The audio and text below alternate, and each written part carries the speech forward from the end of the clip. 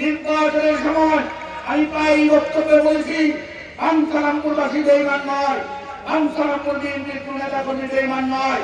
Bancharampur BNP যেহেতু আপনাকে কথা দিয়েছিল আপনার পাশে থাকবে, আপনার নির্বাচন করবে, আপনাকে জয়লাভ করবে, আপনি নিশ্চয় অবগত হয়েছেন, নিশ্চয় উপলব্ধি করতে পারছেন। আজকে এই চেয়ারে বসে বাঞ্ছারামপুরবাসী তাদের কথা মতো, তারা যে কথা দিয়েছে, বিএনপির চেয়ারম্যান তারেক আমাদের নির্দেশ দিয়েছে, সেই নির্দেশ রাখবে আপনাকে বাঞ্ছারামপুরে মাত্র 12 থেকে 15 দিনের মধ্যে বিপুল ভোটের অবদানে জয়যুক্ত করে আজকে আপনি এই মন্ত্রী আসলে বলছেন, তার সম্পূর্ণ অবদান এই বাঞ্ছারামপুরবাসী এবং বাঞ্ছারামপুর বিএনপি। ভাই আমার সাকিব, আপনাকে মনে রাখতে হবে, বাঞ্ছারামপুরবাসী অনেক কষ্ট সহ্য করে দীর্ঘ 17 বছর আন্দোলন সংগ্রাম করেছিল তাদের প্রতিনিধি পাওয়ার জন্য। যেহেতু দল আপনাকে উন্নয়ন দিয়েছিল, যেহেতু বাঞ্ছারামপুর বিএনপি এবং উপজেলাবাসী আপনাকে বরণ করে দিয়েছিল তাদের নিজেদের সন্তান হিসেবে, নিজেদের ভাই হিসেবে, সেই হিসেবে বাঞ্ছারামপুরবাসীর কাছে আপনি চিরঋণী এবং বাঞ্ছারামপুরবাসী আপনার কাছে প্রত্যাশা করে কোন ব্যক্তিগত উন্নয়ন নয়, বাঞ্ছারামপুরের সার্বিক উন্নয়ন। সে উন্নয়ন কি? বাঞ্ছারামপুরের স্কুল, কলেজ, রাস্তাঘাট, মসজিদ, মন্দির, সর্বোপরি বাঞ্ছারামপুর মুক্ত থাকাবাদ মুক্ত বাঞ্ছারামপুর, মাদক মুক্ত বাঞ্ছারামপুর। এই মাদক মুক্ত বাঞ্ছারামপুর গঠন করার জন্য আপনাকে কঠোর পদক্ষেপ নিতে হবে।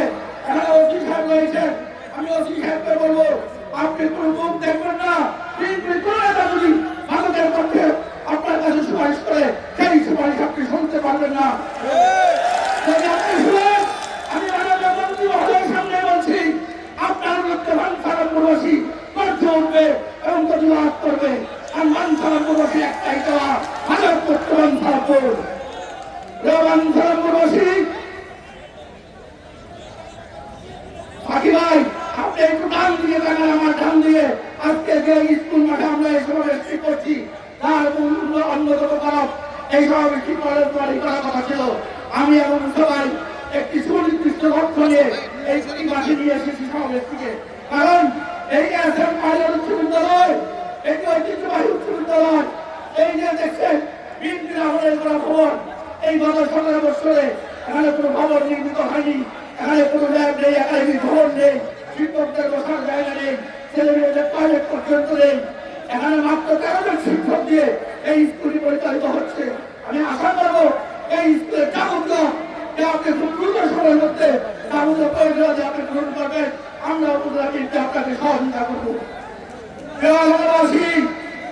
বক্তব্য নাই, আজকের এই অনুষ্ঠানটি সফল করার জন্য যারা অত্যন্ত পরিশ্রম করেছেন তাদের মধ্যে অন্যতম হল বিপি মুসাভাই, মোহাম্মদ ইলিয়াস ভাই, আমির ইসলাম সাজ্জাদ ভাই, সালেহ মুসাভাই, মাহবুব কালাম, হারুন ভাই সহ ছাত্রদল, যুবদল, স্বেচ্ছাসেবক, বিভিন্ন দিকভাই সহ যারা অত্যন্ত পরিশ্রম করেছেন, আমি মাননীয় মন্ত্রী মহোদয়ের পক্ষ থেকে, আমার ব্যক্তিগত পক্ষ থেকে তাদেরকে জানাচ্ছি মুবারকবাদ এবং অগ্রিম শুভেচ্ছা। ভাই আমার একটি কথা মনে রাখবেন, সরকারের মাননীয় প্রধানমন্ত্রী যে নির্দেশনা নিয়ে, যে লক্ষ্য নিয়ে বাংলাদেশের দায়িত্ব গ্রহণ করেছে, সেই লক্ষ্য বাঞ্ছারামপুরে পূরণ করার জন্য আমাদের মাননীয়